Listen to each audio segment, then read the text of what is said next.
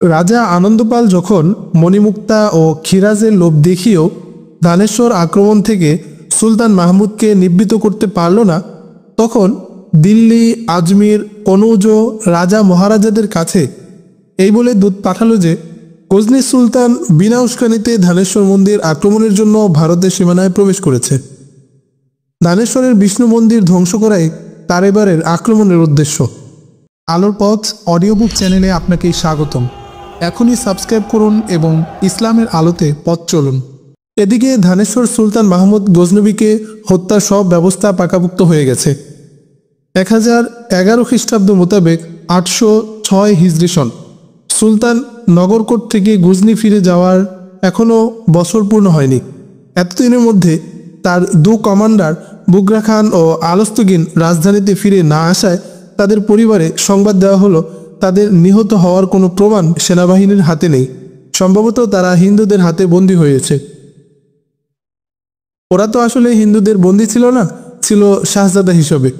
জাদুটোনা ও নেশাগ্রস্ত করে এদেরকে ধানেশ্বর মন্দিরে এনে দুটি রাজকীয় আসবাবপত্রে সাজানো কক্ষে থাকার ব্যবস্থা করা হয়েছে। তাদের সেবার জন্য দেওয়া হয়েছে উদ্ভিন্ন যৌবনা সেবিকা। বুগরা খানের পায়ের জখম ঠিক হয়ে গিয়েছিল, সে এখন রীতিমতো হাঁটাচলা ও সওয়ার হতে পারত।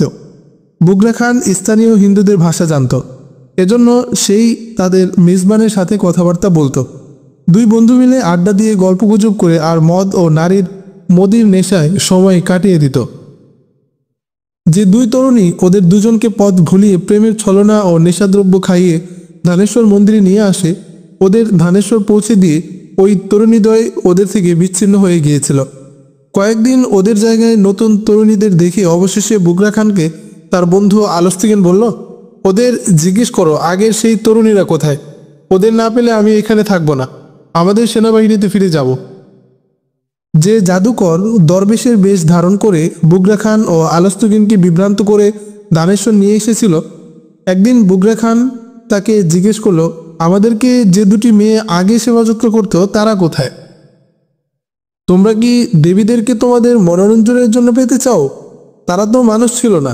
তোমরা যেহেতু নগরকোট মন্দিরের মূর্তি ভাঙায় শরিক ছিলে না, এজন্য দেবীরা তোমাদের অসহায়ত্বের সময় মানুষের রূপ ধারণ করে তোমাদের সেবা করেছেন, মানুষের মতোই তোমাদের সাথে ব্যবহার করেছেন। তোমরা যখন তাদের ভালোবাসা চেয়েছ, তারা তোমাদেরকে প্রেম দিয়েছেন, কিন্তু তোমাদেরকে অসৎ উদ্দেশ্য থেকে বিরত রেখেছেন। তোমরা যখন তাদের কাছে অসৎ উদ্দেশ্য চরিতার্থ করার কথা বলেছ, তখন তারা হাসি তামাশা করে তা এড়িয়ে গেছেন। তারাই আমাদের নির্দেশ দিয়েছেন তোমাদেরকে যেন সেনাবাহিনী থেকে বের করে এনে হত্যা, খুনাখুনি ও যুদ্ধ বিগ্রহ থেকে আলাদা করে রাজকীয়ভাবে সেবা যত্ন করা হয়। আরে না, তোমার কথা ঠিক নয়, ওরা ঠিকই মানুষ ছিল, দৃঢ়তার সাথে বলল বুগরা খান। বুগরা খানের চোখে চোখ রেখে জাদুকর সন্ন্যাসী বলল, না, তারা মানুষ ছিলেন না। তোমরা তাদের ভক্ত, তোমাদের হৃদয় তাদের প্রেমে পাগল। হ্যাঁ হ্যাঁ, আমি তাদের ভক্ত, তাদের পূজারী।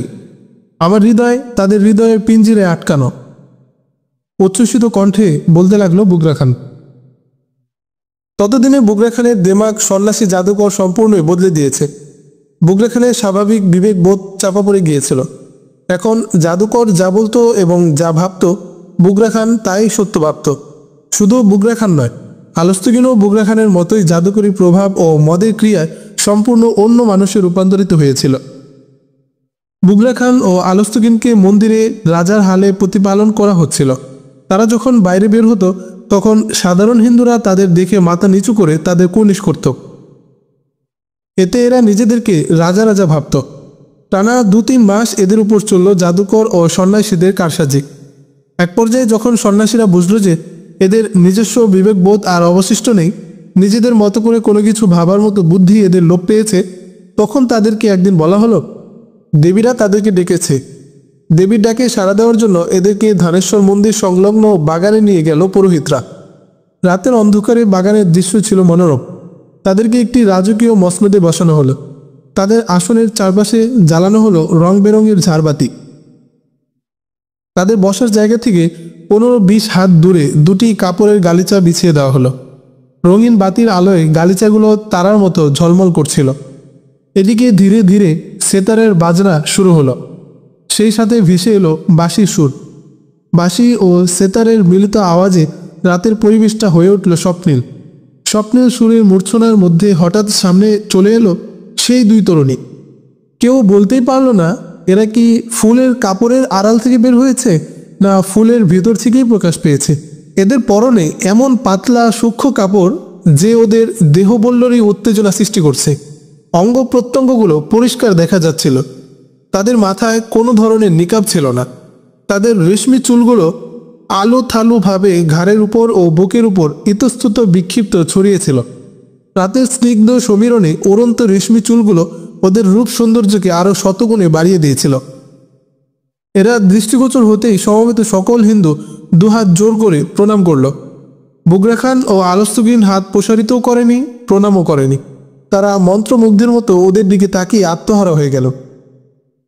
তরুণীদ্বয় ধীরে ধীরে পায়চারি করতে লাগলো। তাদের পা যেন মাটি থেকে উপরেই উঠছিল না।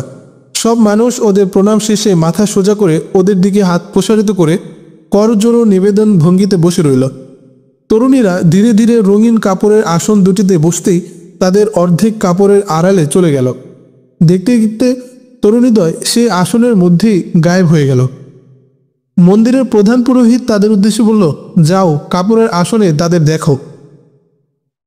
বুগরা খান ও আলস্তগিন আসনের দিকে অগ্রসর হয়ে 4-5 কদম থাকতেই দুটি কবুতর সেখান থেকে উড়ে চলে গেল। তারা কাছে গিয়ে শূন্য গালিচা ছাড়া আর কিছুই দেখতে পেল না। এরা তো দেবী, শুধু তোমাদের জন্য মানুষের রূপ ধারণ করে এসেছিল, বলল এক পুরোহিত। তারা তোমাদের আশীর্বাদ দিয়েছে। আজ থেকে তোমরা আমাদের রাজা আর আমরা তোমাদের দাস মাত্র। তোমাদের আগের জীবনের কথা স্মরণ করো। কোথায় ছিলে তোমরা? কি ছিল তোমাদের মর্যাদা ও সম্মান? আর আজ কোথায় এসেছো তোমরা? দেবীরা বলে গেছেন তোমাদের সেবার জন্য তাদের মতোই 2 রূপসী সুন্দরী মানুষ তোমাদের কাছে পাঠাবেন। এরা কি আমাদের সামনে দেখা দিবে? জানতে চাইল বুগরা খান। দেবদেবীরা তো আর আমাদের ইচ্ছাধীন নয়, বলল এক পুরোহিত। তোমরা নগরকোট মন্দিরের মূর্তি ভাঙনে শরিক ছিলে না বলেই দেবীরা তোমাদের উপর খুশি। মূর্তির অবর্ণনাকারী সুলতান থেকে তোমরা দূরে ছিলে। এই দেবীরাও মূর্তির মতোই সুন্দরী। এদেরকেই পাথরের মতো মনে হবে। আমি তোমাদেরকে তাদের আসল রূপও দেখাবো। দেবীর প্রদর্শনী দেখে বুগরা খান ও আলস্তগিন যখন তাদের কক্ষে এলো, তখন আলস্তগিন বুগরা খানের উদ্দেশ্যে বলল, আমরা জানতাম হিন্দুরা ভূত পূজা করে, ওদের ধর্ম বাতিল ধর্ম, কিন্তু আমার তো মনে হচ্ছে এরা এলমে গায়েব জানে। আচ্ছা, আমরা কিসের ইবাদত করি? যোগী সন্ন্যাসী ও জাদুর প্রভাবে ইসলামের তাওহীদ সম্পর্কেই ওদের মনে সংশয় সৃষ্টি হয়। এরা হিন্দুদের দেবদেবীকে সত্য বলে বিশ্বাস করতে শুরু করে। মানুষ তখনই পথভ্রষ্ট হয় যখন মনোদৈহিক সম্পর্ক ছিন্ন করে শুধুই দৈহিক তৃপ্তির মধ্যে ডুবে যায়। তখন শারীরিক প্রয়োজন পূরণের জিনিসকেই মানুষ মহাসত্য বলে বিশ্বাস করতে থাকে। এমন পর্যায়ে মানুষ জাদুটোনাকে মজিজা ভাবতে থাকে এবং ধোঁকা, প্রতারণা ও ফাঁকিবাজিকেই সত্যের মাপকাঠি বলে বিশ্বাস করে। মানুষ যে পরিমাণ প্রবৃত্তি পূজারী হয় সেই পরিমাণে তার জ্ঞান বুদ্ধি লোপ পেতে থাকে এবং ভ্রান্তির মধ্যেই আত্মতৃপ্তি লাভ করে। অবস্থা দৃষ্টি মনে হচ্ছে ওদের দেশে জাদুটোনা নেই, সঙ্গীদের বলল ধানেশ্বর মন্দিরের প্রধান পুরোহিত। নয়তো এরা এই কাজ দেখে এতটা বিস্মিত হতো না। আমাদের দেশে কাউকে এভাবে গায়েব করে ফেলা খুবই সাধারণ ঘটনা। এদেরকে আরও কিছু বিষয় দেখাও। আমার মনে হচ্ছে এদেরকে এখন আমরা নিজেদের কাজে ব্যবহার করতে পারবো। এদের হাতে সুলতান মাহমুদকে খুন করাতে না পারলেও নগরকোটে অবস্থানকারী সেনাপতি ও অন্যান্যদের ঠিকই হত্যা করানো সম্ভব হবে।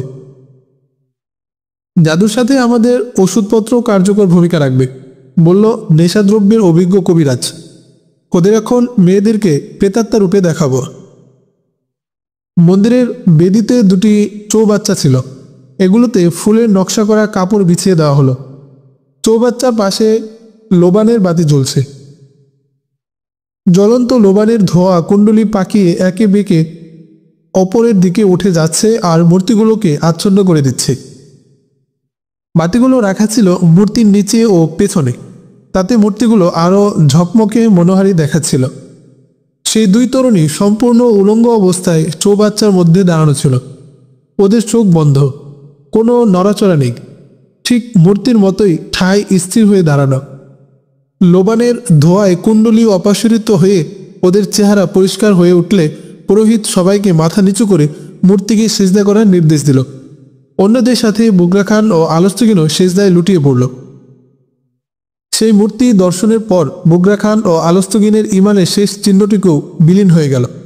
তাদেরকে মদ, নারী ও নেশায় ডুবিয়ে রাখার সকল ব্যবস্থা করা হয়েছিল।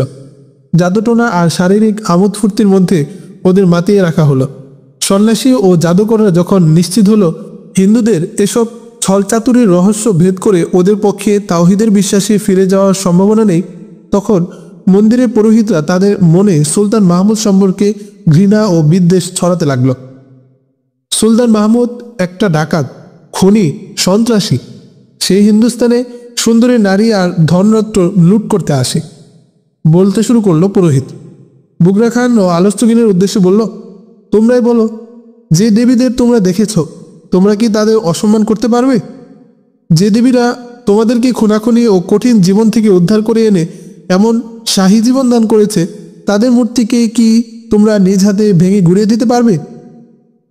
এখন তোমাদের জন্য এই আনন্দময় জীবনের সবচেয়ে বড় বাধা হলো সেই পাষাণ্য ডাকাত।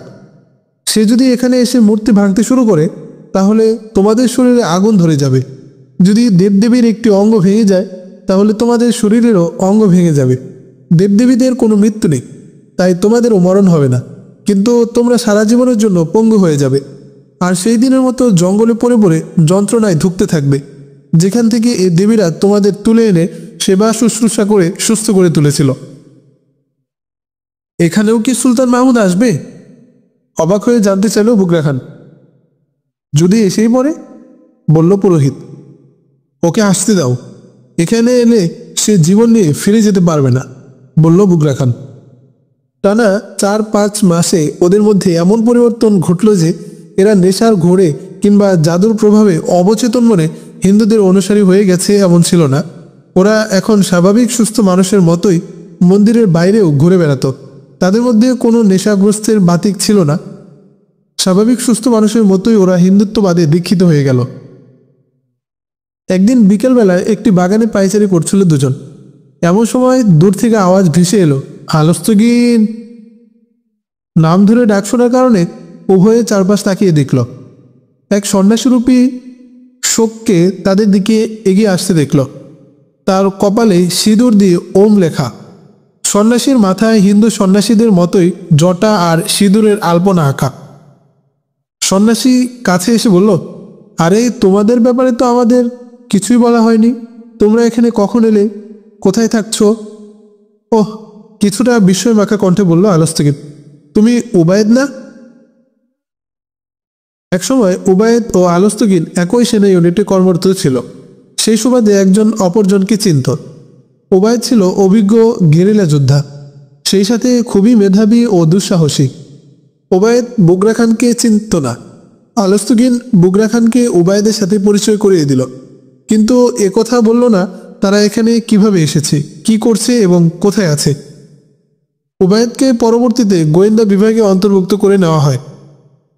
এদের দেখেও উবায়েদ মনে করলো এদেরকেও হয়তো গোয়েন্দা কাজে পাঠানো হয়েছে। সুলতান কাছে এসে গেছেন, বলল উবায়েদ। তোমরা কি তার কাছে কোনো সংবাদ পাঠিয়েছ?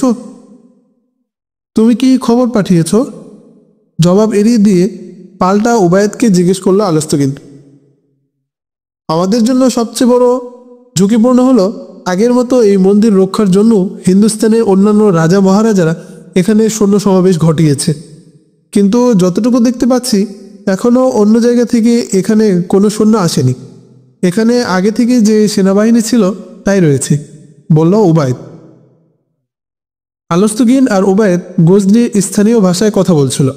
সে উবায়েদকে জানালো বুগরা খানের সাথে সে মন্দিরের ভিতর পর্যন্ত ঢুকে গেছে এবং আপাতত মন্দিরের ভিতরে অবস্থান করছে। ওরা যে সম্পূর্ণ বদলে গেছে এ ব্যাপারটি উবায়েদকে মোটেও টের পেতে দিল না। উবায়েদকে তাদের ব্যাপারে অন্ধকারে রেখেই তারা জায়গা ত্যাগ করে মন্দিরের দিকে রওনা হলো। আলস্তগিন আরও জানালো তারা উভয়ই হিন্দু সেজে মন্দিরের পুরোহিতদেরও ভক্ত বানিয়ে ফেলেছে। উবায়েদ যখন বাগান থেকে বেরিয়ে ফিরে যেতে লাগলো তখন এক লোক তার মুখোমুখি হয়ে জানতে চাইল, তুই কে? কোথেকে এসেছ? উবায়েদ লোকটিকে একটি হিন্দুয়ানা নাম বলে দিল এবং জানালো, আমরা কয়েকজন সন্ন্যাসী লাহোর থেকে এসেছি। জঙ্গলের মধ্যে আমরা তাঁবু টেনেছি, ওখানেই থাকি। কিন্তু লোকটি উবাইদের কথা বিশ্বাস করতে পারল না, তাকে সন্দেহ করতে লাগলো। সে ছিল হিন্দুদের গোয়েন্দা বিভাগের লোক। বুগরা খান ও আলস্তগিনকে দূর থেকে পাহারা দিত এই গোয়েন্দা। গোয়েন্দা যখন দূর থেকে উবাইদকে আলস্তগিনের সাথে কথা বলতে দেখলো, তখনই তার সন্দেহ হলো। তাই ওকে জানার জন্য তারা বাগান ছেড়ে যেতেই উবাইদের দিকে এগিয়ে এলো গোয়েন্দা। উবাইদ যখন বলল, আমরা জঙ্গলে তাঁবু ফেলেছি, তখন লোকটি নিশ্চিত হওয়ার জন্য তাদের তাঁবু দেখার জন্য প্রস্তাব করল। উবাইদ তাকে সাথে নিয়ে জঙ্গলে প্রবেশ করল। জঙ্গলের ভিতরে ঠিকই 4-5 জন যোগী সন্ন্যাসীরূপী লোক একটা তাঁবুতে অবস্থান করছিল। কিন্তু উবাইদ এই গোয়েন্দাকে দেখাতে নিয়ে গিয়ে আর ফিরে আসতে দিল না। তাঁবুতে পৌঁছা মাত্রই অন্যান্য সন্ন্যাসীরূপী লোকেরা উবাইদের ইঙ্গিতে লোকটিকে হাত পা বেঁধে ফেলল। এরপর খঞ্জর বুকে ধরে উবাইদ জিজ্ঞেস করল, কি কারণে আমার প্রতি তোর সন্দেহ হয়েছিল বল। হিন্দু গোয়েন্দা কিছু বলতে অস্বীকৃতি জানালো।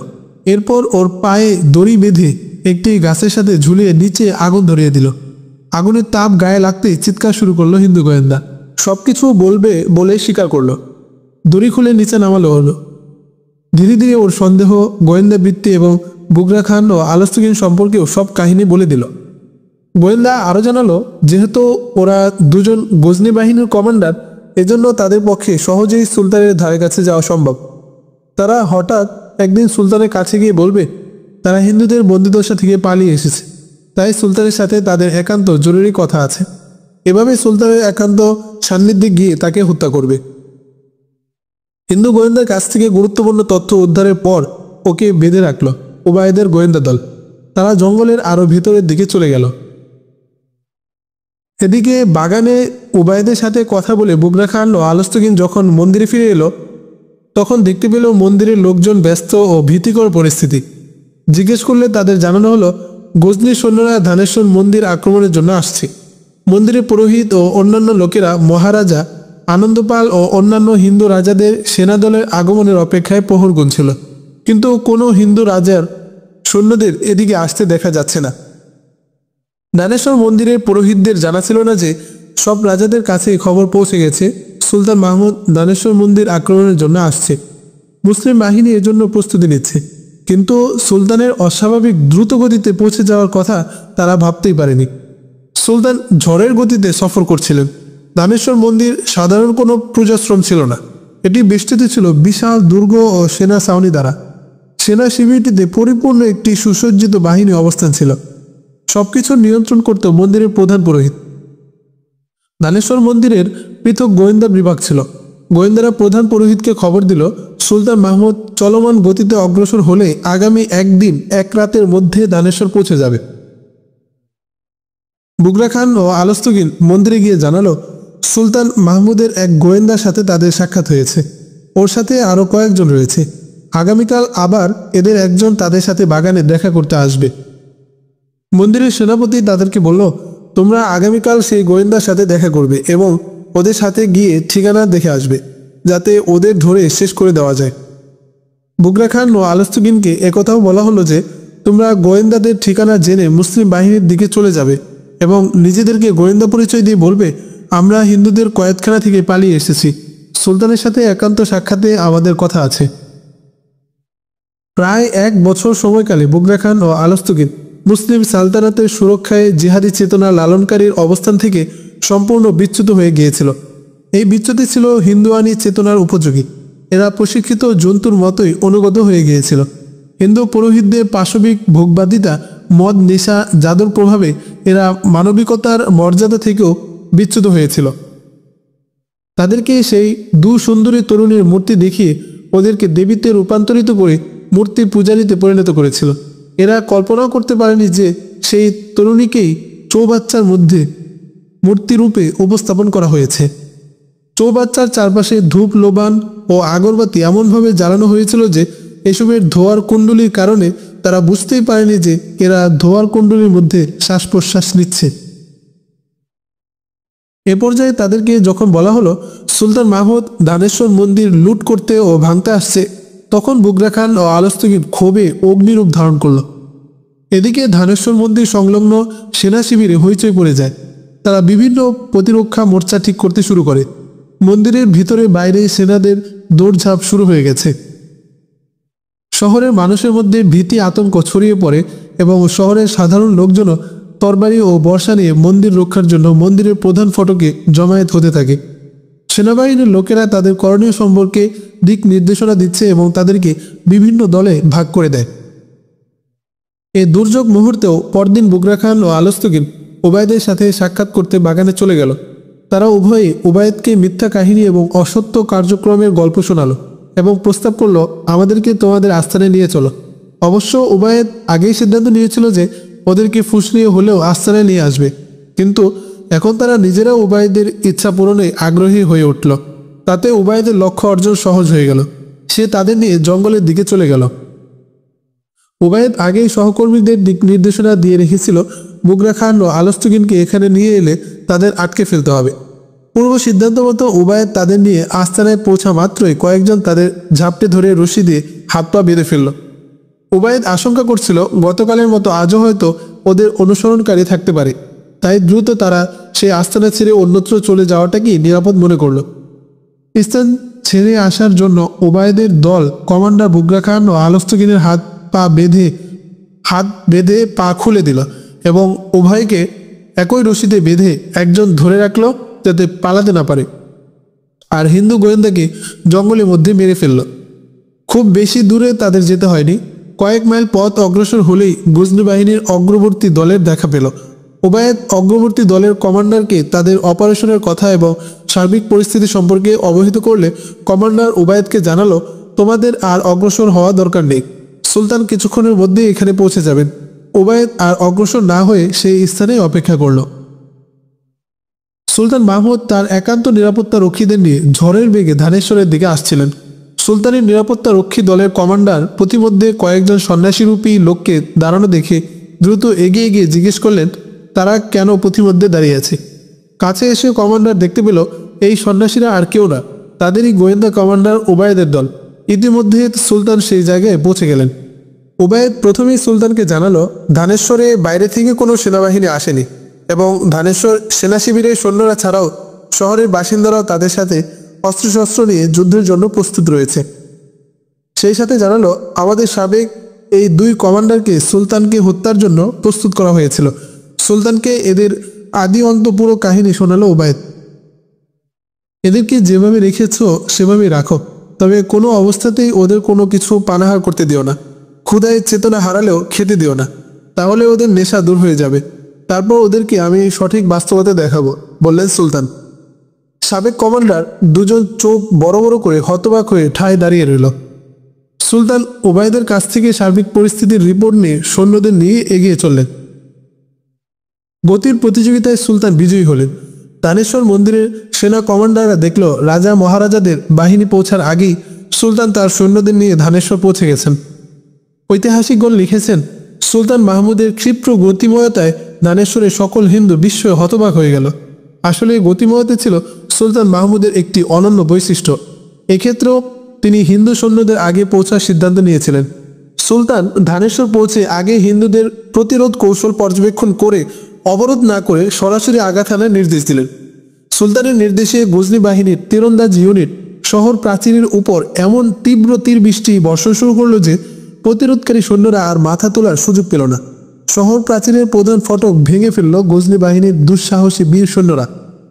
হিন্দু বাহিনীর মধ্যে ভীতি ছড়িয়ে দেওয়ার জন্য সুলতান শহরে ত্রাস সৃষ্টির নির্দেশ দিলেন। মুসলিম সৈন্যরা শহরে প্রবেশ করেই ব্যাপক ভাঙচুর করে ভীতিকর পরিস্থিতি সৃষ্টি করল। হিন্দু নাগরিক তো দূরের কথা, সৈন্যরা জীবন বাঁচানোর জন্য দিক বিদিক ছোটাছুটি করতে শুরু করল।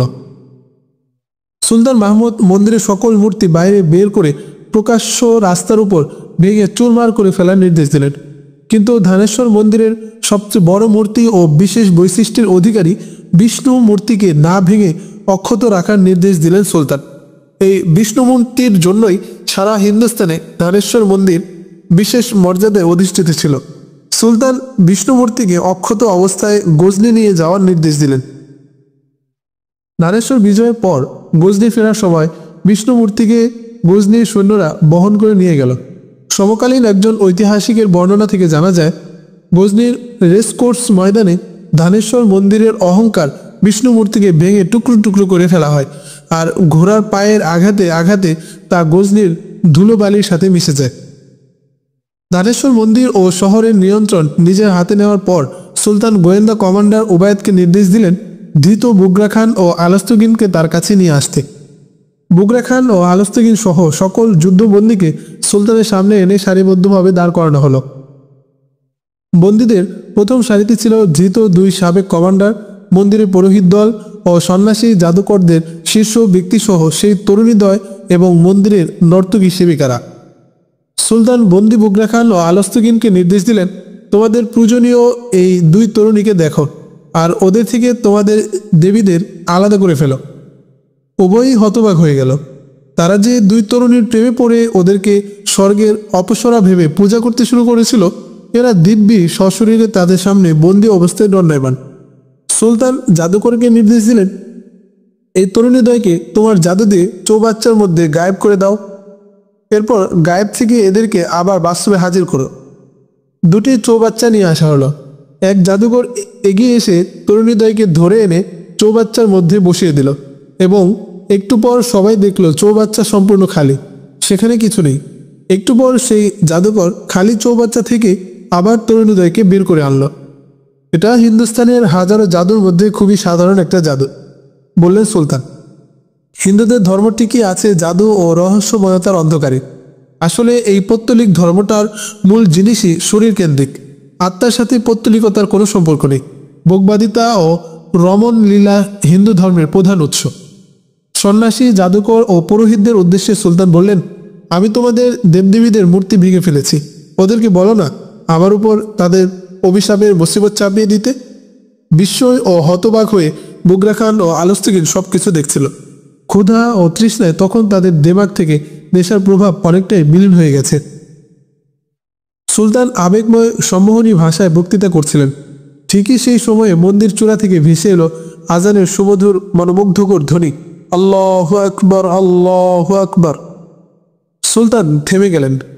বুগরা খান ও আলস্তগিনের শরীর ততক্ষণে পাপের অনুভূতিতে নির্ঝরে কাঁপতে শুরু করেছে, আর তাদের দুচোখে গড়িয়ে পড়ছে অনুশোচনার পাপানল। আজান শেষ হলে সুলতান সাবেক 2 সেনা কমান্ডারকে উদ্দেশ্য করে বললেন, তোমাদের আজ আমি কোনো শাস্তি দেব না, তোমরা জীবন নিয়ে স্বাধীনভাবে বেঁচে থাকো। সকল মুসলমানকে জানিয়ে দাও যে আমাদের শত্রুরা তোমাদের মতো তুখোর যোদ্ধাদেরকে শুধু তলোয়ার দিয়ে আঘাত করে না, ওদের হাতে এমন ধারালো অস্ত্র রয়েছে যা দিয়ে তারা কোনো মুসলিম সেনাপতির অন্তর কেটে দিতে পারে, ঈমান নষ্ট করে দিতে পারে। ইসলাম, মুসলিম জাতীয়তা ও ঐতিহ্য ভুলিয়ে দিয়ে বাতিলের সেবা দাসে পরিণত করতে পারে। পরবর্তী ভিডিওর বিষয় সাপ, স্বর্ণ ও মানুষ। দেখতে চোখ রাখুন আলোর পথ অডিও বুক চ্যানেলে। ধন্যবাদ আলোর পথ অডিও বুক চ্যানেলটি দেখার জন্য। ইসলামী শিক্ষা আরও গভীরভাবে জানতে এবং আপনার জীবনকে সঠিক পথে পরিচালিত করতে এখনই সাবস্ক্রাইব করুন আলোর পথ অডিও বুক।